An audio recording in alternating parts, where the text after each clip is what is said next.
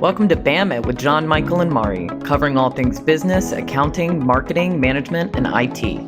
The place where businesses and entrepreneurs find the forest through the trees.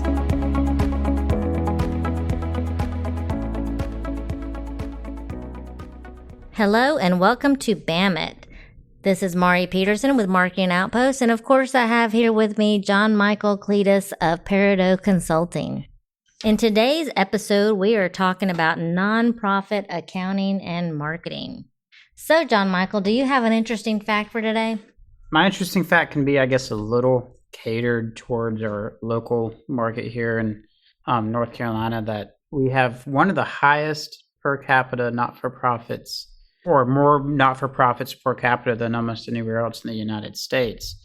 And there's just a ton here. Just like we have a bunch of breweries per capita, I guess breweries and not-for-profits go hand in hand because we have a lot for not-for-profits for the size we have, for the size of town we have. It's almost 2,000 not-for-profits here. Is that it? Just 2,000? Ish. I'm just kidding. That's actually a lot. Yeah. Now, does it qualify? What types?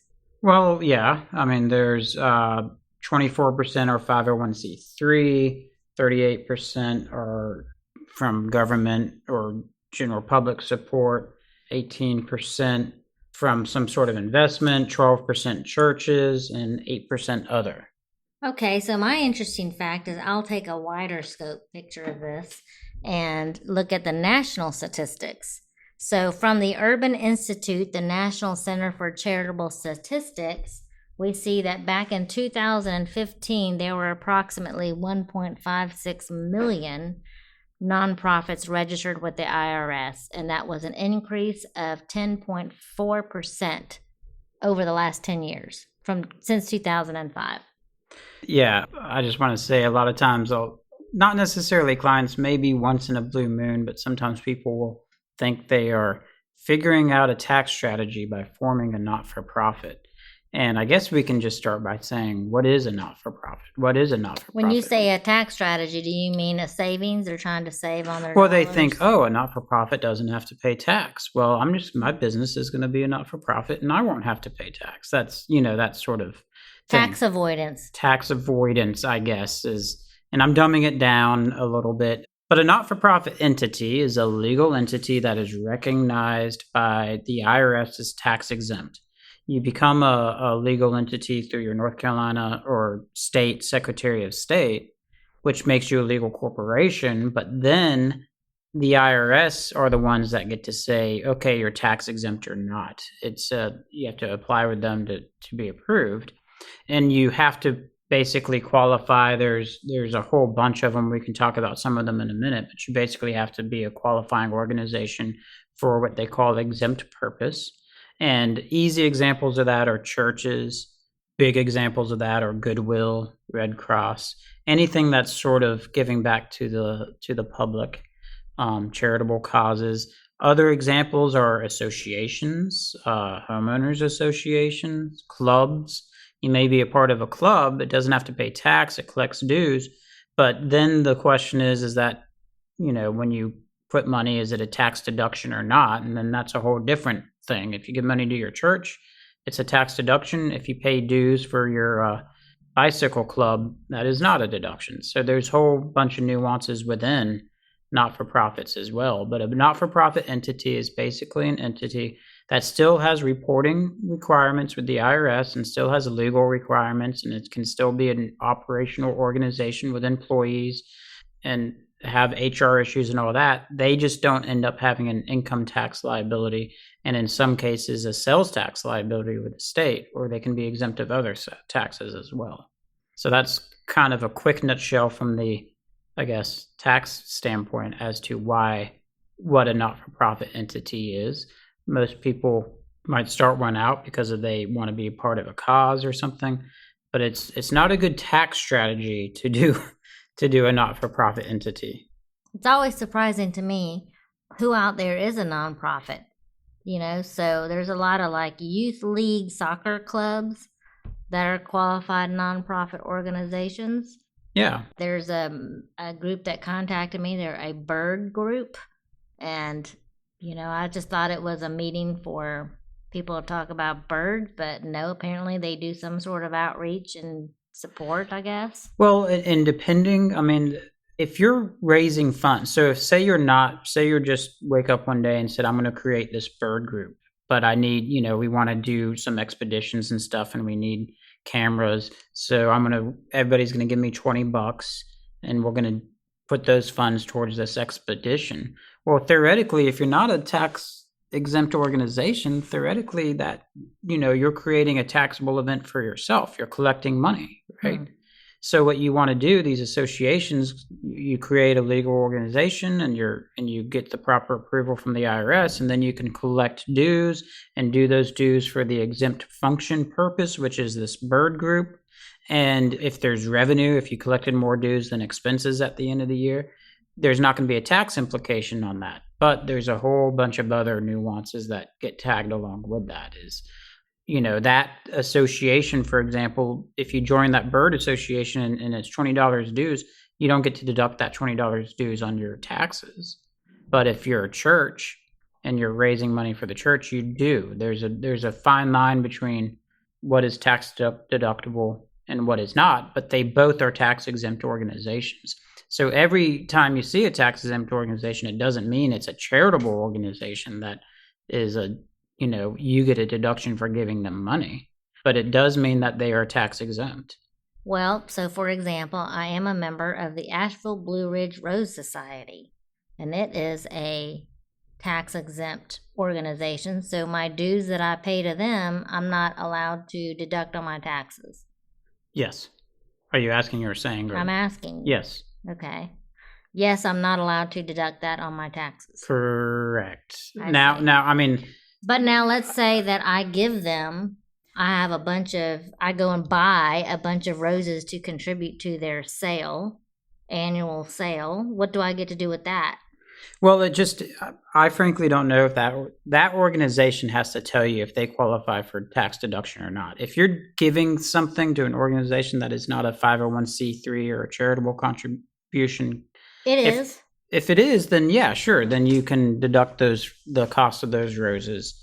That is like part of, as long as it's part of what they're needing to do.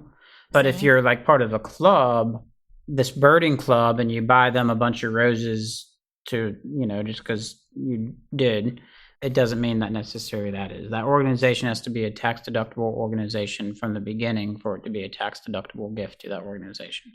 So that's interesting to me. And I think another, to round out our interesting facts segment of this, is to say that the marketing side of nonprofits, a lot of people think they just take in a lot of money and they're using it in their programs. But also, nonprofits spend a lot of money. So according to that same research, the nonprofit sector contributed an estimated $985 billion to the U.S. economy in 2015. Not million, billion. Yeah. I mean, not-for-profits can be big organizations with lots of employees. Yeah, they spend money. They have websites. They have expenses. They're putting, that you might contribute to the Red Cross, but they're buying supplies. They buy advertising. They do all types of stuff. And money is being pumped back into the economy. So they are spending this money in the economy. So what about if I do work on behalf of a nonprofit and I don't charge them? Do I get to deduct that? No. I get that question a lot. Of people will be like, oh, like you said, I gave them all 10 hours free. I was building their website. And the not-for-profit might even give them a letter saying, thank you for the 10 hours of work you did. Well, that's not a deduction because there's no income offset to that. That you didn't get, let's say that 10 hours of work was worth $1,000. If you would have gotten paid $1,000, you would have had income of $1,000. And then if you turned around and contributed $1,000 to the not-for-profit, you would have $1,000 deduction. So you'd be at net zero. You never got income. So there's no income to offset with a deduction. So in essence, you're at that net zero again by not recording the income, but you don't get an extra $1,000 deduction beyond that, because there's a few ways. One, you can't measure it But the main term is there's no income offset. There's no income coming in for you to offset with that deduction. What if I said, I will provide to you 2 hours a month for free, and if it goes over that, I'm going to bill you at a reduced rate, but I'm going to bill you and they pay for that. Mhm. What part of that is deductible? None. So even if I bill them and I get the income, Yes. they send me a check, Yes. but it's for less than what I would have normally been paid. I don't And- get to offset that difference? No, it's the same theory. You didn't charge them more, so you're not deducting more. You can't deduct beyond what you charge because the lack of income is another way of getting the deduction. Okay. You're not getting the income, so there's not a deduction. So even if you charge them half, well, then it's like you got charged full and then donated back half. It's the same thing, but you're only recording half as income. Okay. It's a common misunderstanding, and I can understand it. And it's kind of, I'll get people. Obviously, I was thinking about it all wrong. Yeah, but there's just, so time is not a deduction. How come every time we do a podcast, I realize I'm doing something wrong in my accounting? Well, nobody's doing anything wrong. It's just understanding. Well, I guess in that case, you were doing it. If you were deducting $1,000 of time, then let's hope the IRS isn't listening to this, Mark. Actually, I don't do anything with it on my taxes for that purpose. I keep track of my time anyway, so I know how much I am putting in there. Yeah. More for efficiency purposes, and so that I can let the organization know how much they did receive in value from me, but I haven't ever put that on my taxes. Because I do think it's important that when you volunteer, so normally a nonprofit will track their volunteer hours, which is a beautiful thing to do on the marketing side of this conversation. They track the volunteers. If they track their hours well enough, they actually reward their volunteers. I've seen nonprofits say, hey, this particular volunteer has been at every single event that we've had, or this volunteer has contributed more than 1,000 hours, and they give them like some sort of recognition at an event, or, give them more than a t-shirt, but usually something to recognize their extraordinary volunteer hours. But on the same token, I also tell people that contribute their services, keep track of your time and let them know how much you contributed, because nonprofits, unfortunately, from my perspective, have the bad reputation sometimes of accepting a lot of services but not giving back. And what I mean by they need to give back as well is they need to recognize the people that contribute to them as well, in terms of their services, board time, stuff like that. No, that's all key. It's I know a lot of not-for-profit organizations, sometimes, depending on the size of them, the smaller ones, it's like 3 or 4 people that do 99% of the work. And sometimes that's just the way it is. And it's nice to recognize that and nice to acknowledge that not-for-profits have that conundrum that they're volunteer-driven and needed. So it's nice to tackle that. There's a few common things that I can clear up maybe now with not-for-profits is some people might say, okay, a not-for-profit might do an event and they sell tickets to this event. And when you buy tickets to this event, you get food and drink and, included. And it's, $150 per ticket. And a lot of people are like, oh, I get $150 tax deduction. And the answer to that is no, you don't. Anytime you get goods and services in return for a contribution, that portion of goods and services is not a tax deduction. So if you buy a ticket for $150, they should tell you, or it should say somewhere, that $50 of this ticket is for food and drink and $100 is considered a donation. So then you get to deduct $100, not $150. You'll notice a lot of, or at least the correct not-for-profit letters that send out to you saying thank you for your $100 donation. They say at the bottom that no goods and services were given in return for this money. Because like I was saying, if you went and donated $100 to an organization, but they turned around and gave you a dog bed, then if that dog bed was worth $100, then you didn't give them $100, you bought a dog bed. But if that dog bed was worth $20 and they were just selling it at higher prices, then sure, you get a $80 deduction. But you have to get a letter from them stating that, and you got to be careful about that because people think it's a charity, it's a deduction, and if you get something in return, the answer is not 100%. It could just be that they got dog beds for free and they're turning around and selling it. But if the worth of that dog bed is still $100, sure, they get a good fundraising event and they made good money, but you're not getting a charitable contribution for buying anything. Okay, so moving on from that, how many not-for-profit boards, have you been on many not-for-profit boards, Marie? I have. I am very particular about which ones I'm on, as you know. Marie's particular about everything. I am. You ask her a simple question and it turns into a 30-minute drill down.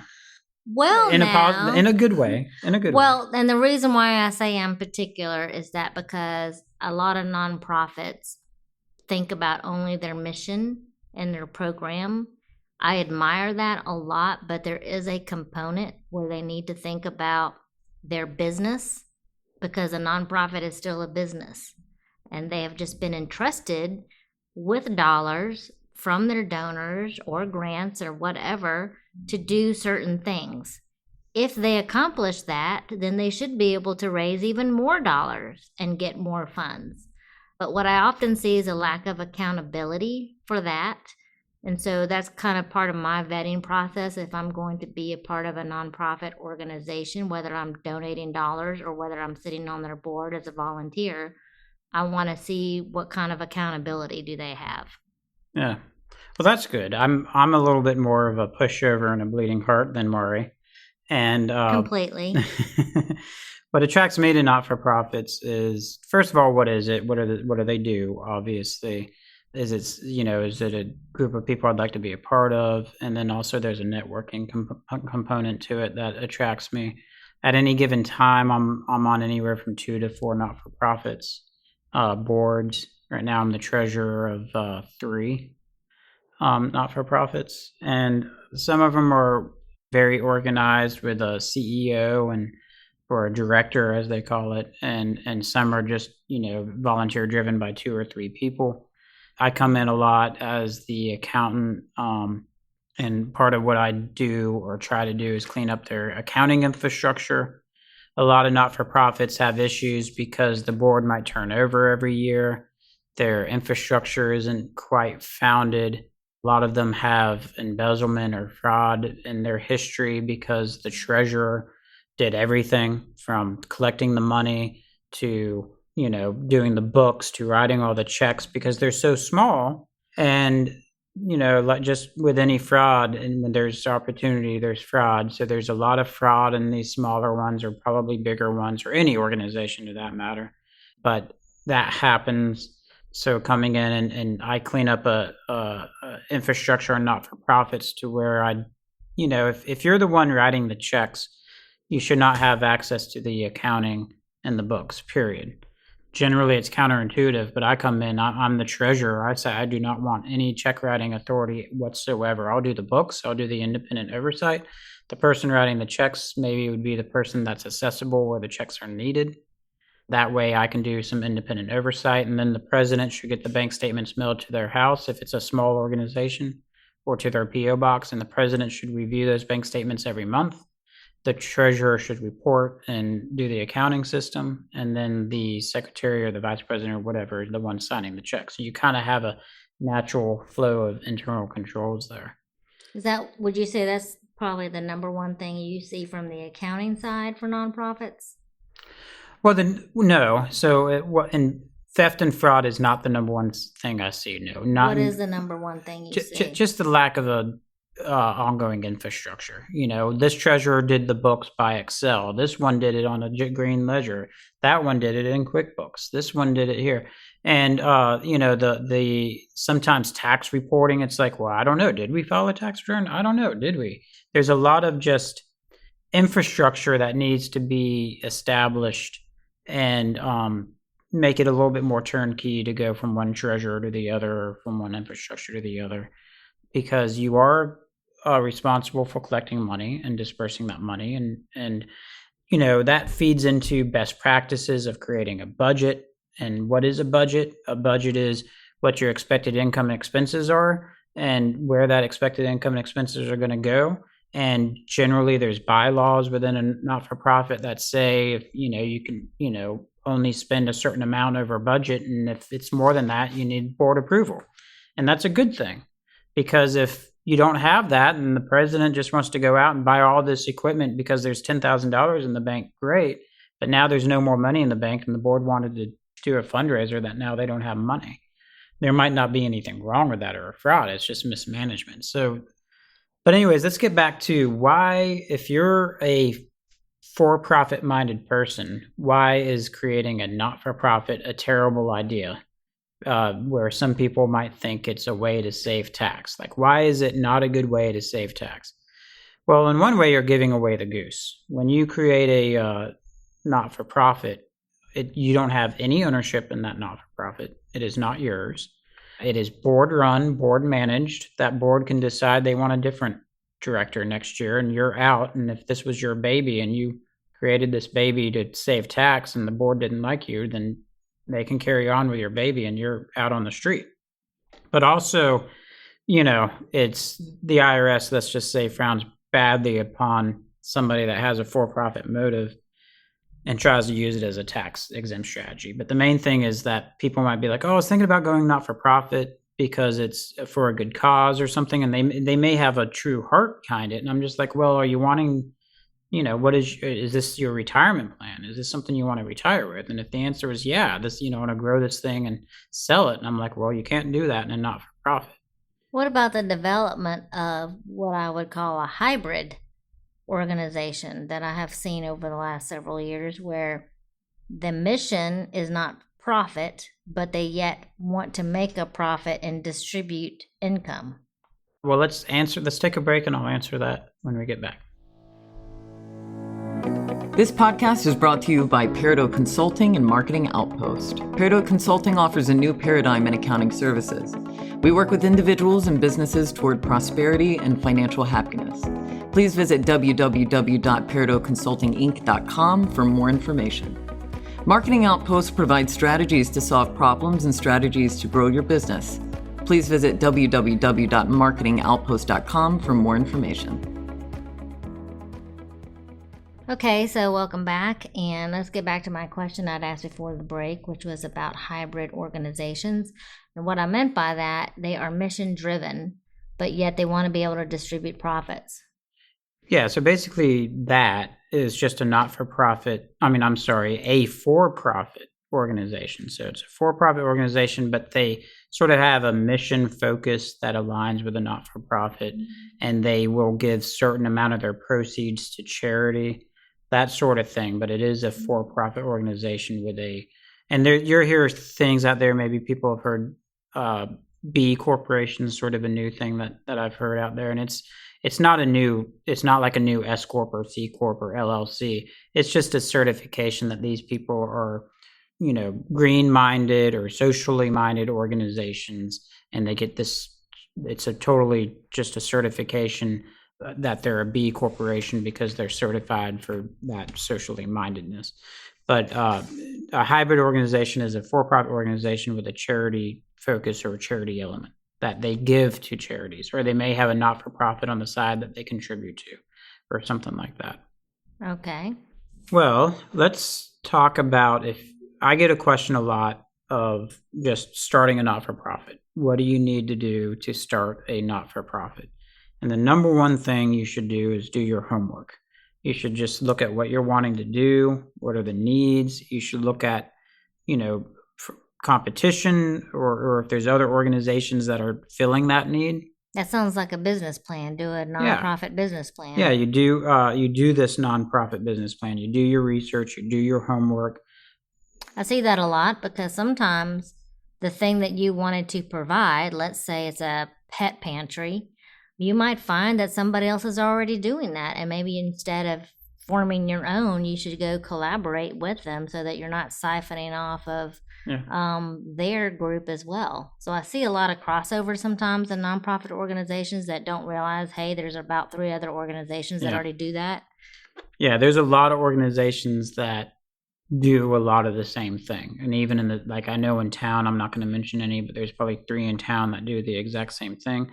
And sometimes egos might get involved. Well, I want to control it and do it. I want to be the director, and I don't like the guy that's doing the other one. But anyways, just keep that in mind, because there's, if it's already existing and if your heart is truly in that place, then you don't need to do it yourself.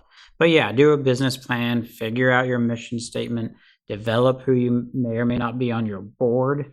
Well, let's step in there on your conversation about the board, because from a marketing perspective, that's where I see one of the biggest mistakes is developing the board. And what I mean from that is a lot of people put on the board program and mission people. So, but really that should probably be about 70% component of your board, because your board is generally a volunteer group of people who are going to help you in the guidance of your nonprofit organization. They're going to help you put together fundraisers. They're also going to help keep you accountable. But what a lot of them fail to do is ensuring that there are people on the board that can fill certain gaps. So while you're focused on your pet pantry process and raising money for that, or collecting food and needs for the pets, you're not thinking about the financial side. So having a good person such as you, I guess that's why you're on 3 nonprofit boards as the treasurer, because they need somebody on there with that financial experience. It's also good to have somebody who is really in the community, because that person can go out and leverage their own goodwill on your behalf to get you maybe some of the services that you need. Or say you want to do a fundraiser somewhere, maybe they have connections in the community to get you a reduced rate, or maybe even no charge at all for a space, those kind of things. So it's not just about having people on the board that are completely mission and program driven, but also filling in the gaps in your board that you need. Yeah, no, I mean, that's great. A diversified board, bring in the talents. It increases your fundraising potential. Some people, when the organization gets going, has requirements for the board members that they need to donate, or they need to have so many volunteer hours. And every not-for-profit has that. A lot of not-for-profit boards want to focus on diversity on their board. That's a common thing. Looking not only at racial diversity, but economic diversity or gender diversity is always a big thing, to make sure you get all viewpoints, like Mario was saying, not only in a professional way or a contributory way, but also in a social way. But so you're building that, you do your business plan, you do your homework, and you decide, okay, I'm ready to go. I think this not-for-profit is going to be a good thing. First thing you do is you just go to your Secretary of State website for your state, and you just form a corporation. And then you get a tax ID number from the IRS, and then you have to file what they call a Form 1023, or there's a 1023 EZ, which is a 12-plus page form that you have to fill out with all types of questions, from your bylaws to your board and what your mission is and what your organization is going to be, where you're applying to the IRS. And they have a questionnaire on the IRS website. And if you answer this questionnaire adequately, then you can do what they call a 1023 EZ, which is only about 4 pages compared to the 12 plus page of the long form. And you fill that out and you send that in to the IRS with all their requested documents. And that's where you'll come back and be approved or not. And assuming you get approved, then you move into the final step, which is the compliance step. That's where you make sure you have good, strong bylaws that you follow, a good, strong board and board meetings, and keep your minutes. You do your 990 or the 990 EZ, which we can talk a little bit about the 990.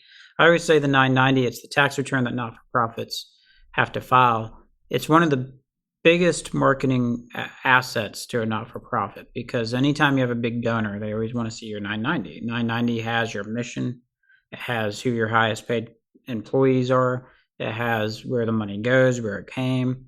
It gives a lot of information. So not only is it a tax reporting statement, it also can be a marketing tool, because that's one of the first things donors will see, if big donors, if and when they ask, is the 990.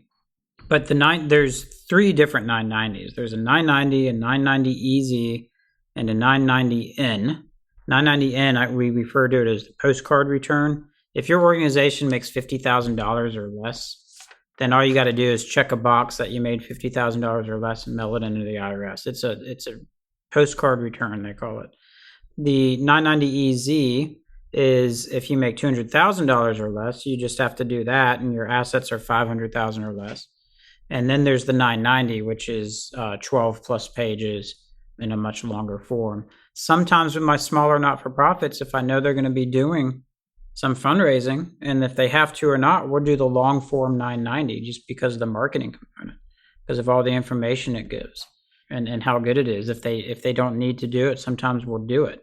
Now, these guys are lucky because I'm a tax guy and I can do that. If you're not lucky and don't have a tax guy on your board, you're going to have to pay a tax guy to do it, and that can be extra money to do that as opposed to checking a box on a postcard and mailing it in.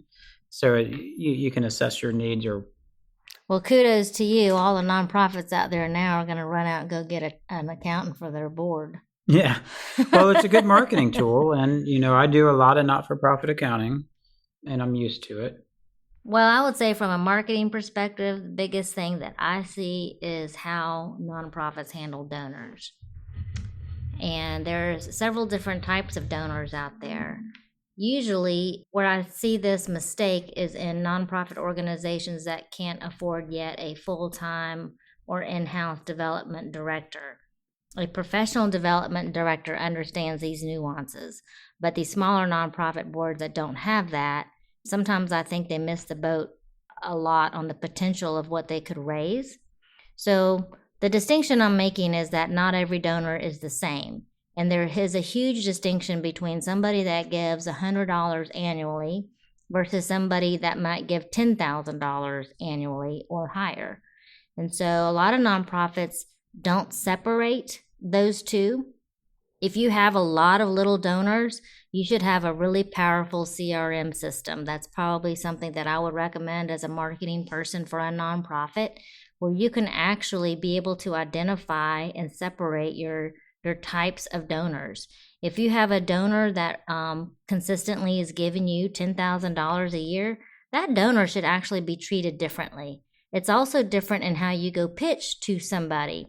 So for example, if you're asking somebody for $100 a year and you say, well, here's what we provide and this is what we do, you probably, most of them just send out an annual letter. And they say, hey, we would love your contribution. This is our mission. This is what we do. Contribute $100 and this is what we do with it. But when you go pitch to somebody who's contributing $10,000 or more, that's a different kind of relationship. And I'm not saying that the relationship you have with somebody that just gives you $100 isn't important. They are very important. They make up the bulk, in fact, of a lot of the money that is raised. But if you can develop relationships with people that contribute more, like the $10,000 a year or $50,000 a year, then you can really actually do some things that I think stymie some of these smaller nonprofit groups. So what I mean by that is sometimes I had somebody tell me, oh, I'm going to go meet with so-and-so. His wife said he was interested. And I said, well, is the wife also involved in this meeting? Well, no. And I said, but why wouldn't you involve the wife? Well, he has the money. I said, no. Husbands and wives at a certain dollar amount in their family household income, he is going to talk to her about that money and where they write that check. And it should be something that you do together. And for you to actually not involve her when he actually told you that she was the one interested is kind of a slight to that person. So I think recognizing that just because somebody has money, and this is the assumption that I see a lot with nonprofits, oh, so-and-so has a lot of money, they can just write a check. That's not how they do that. A lot of them have somebody that they're going to consult with about those funds and get some sort of contribution from and say, hey, what do you think about this? And do we really believe in that? Do we know what their organization is doing? They might want a more personalized tour. They might want a one-on-one meeting with you. So it's just, that's the problem I see with handling donors and not recognizing that, hey, just because you think somebody has a big bank account doesn't mean that they just write checks all the time. Yeah, and they're probably getting asked by not only you, but 10 other not-for-profits on a, annual basis. And back to your $100 point, those $100 contributors or $50 contributors or $20 contributors, those probably are your volunteers. And that is just almost as important as the $10,000. They are very important. Very important. So obviously you don't want to whitewash those, but those big guys, those big asks, those are the dinners, those are the schmoozing. That's where Well, I wouldn't say schmoozing. It's relationship building. Yes. It's not just assuming that, hey, they just write big checks all the time. I think sometimes treating them that way and not recognizing that actually they put a lot of attention into where they write those checks, more so than you probably think. Yeah. Those are the ones you got to sell your organization to.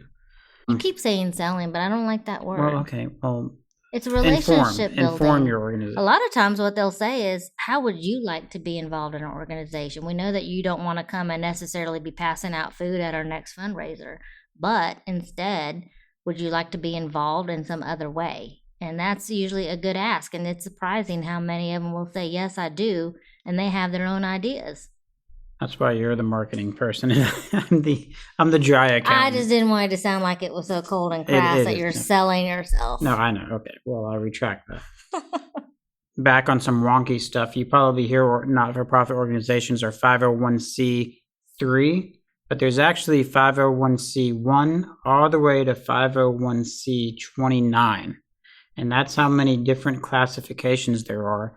And just to tell you that 501c3, that one classification is religious, educational, charitable, scientific, literary, testing for public safety, prevention of cruelty to children, animals, and organizations. So, each one of those are huge. And of all those 1 through 29 potentials, 3 or 4 are, tax deductions. The rest are not. So there's a ton of not-for-profits out there.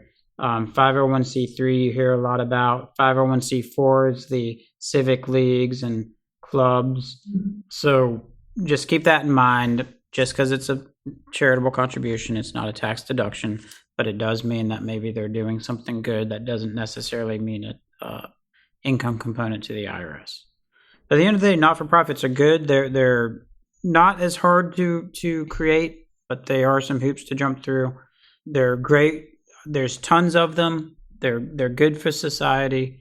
Everything's positive. There's plenty to consider on both sides, from the accounting to the marketing. I think in a nutshell, not-for-profits have to be have good internal processes and infrastructure. Now, you've said something in the past about using a 990 as a form of marketing. Yeah. Explain that a little bit. Well, I did. I talked about it earlier, but it's so a 990. Just has your name, address, your mission, your rules and procedures. If you have, it's very informational. It tells you the highest paid compensation of employees. So do you mean that using that as a way of showing potential donors or volunteers that you're accountable? No, I mean it as one of the outside of your printed out pamphlets. If you're going to have donors, and all 990s are publicly available, you can go to a plethora of websites and find any 990. And a lot of times, if you got donors looking to give, they will pull up the 990s. That's kind of where they go to look, because it gives the information, how much money they're raising, what are they doing with that money, what is their mission. Is there a benchmark? We always looked at the benchmark of how much money was going toward program and how much was going toward payroll. So a lot of people ask that question. They're like, how much money are you putting in just your overhead expenses versus how much is actually going to the constituents that you say you serve? Yeah, well, and if there a benchmark, it's depending on what they're doing and their mission and all that. I mean, it's if you're a school, then it's probably higher than if you're, Goodwill, or probably not. That's a terrible example. But if you're a organization like a small not-for-profit, some don't have any salaries. There's 0 salaries, and some have very high salaries, like a Goodwill or a Red Cross. But the 990s are kind of your first thing that people kind of look up. If you go to like a website called Guide Star, you can look at old 990s up to a year old. And that's what I mean, is it's kind of sometimes the first thing people see about your organization. And you want to make sure it's presented. If you have a tax preparer, prepare it.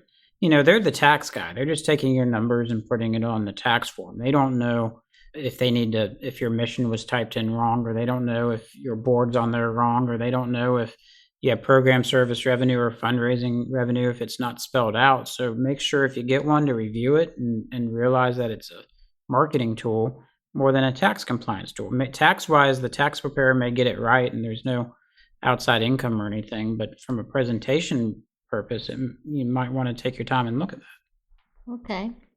All right. Well, I guess we covered, a good nutshell of not-for-profits. We could talk about this for another hour if we wanted to, but we will save you guys, and we will just say thank you for joining us today. And please be sure to review this episode. And for more information on who we are or this podcast, please visit www.bamit.com. That's BAMM-IT.com. And our next podcast is going to be about business valuations. How to determine that, and what is that all about? I look forward to it. Thank you. The hosts and the guests of this podcast make no warranty, guarantee, or representation as to the accuracy or sufficiency of the information featured in this podcast.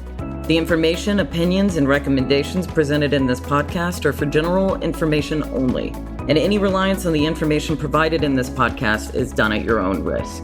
This podcast should not be considered professional advice and is for entertainment purposes. It is not guaranteed that you will find this as entertaining as the hosts find themselves.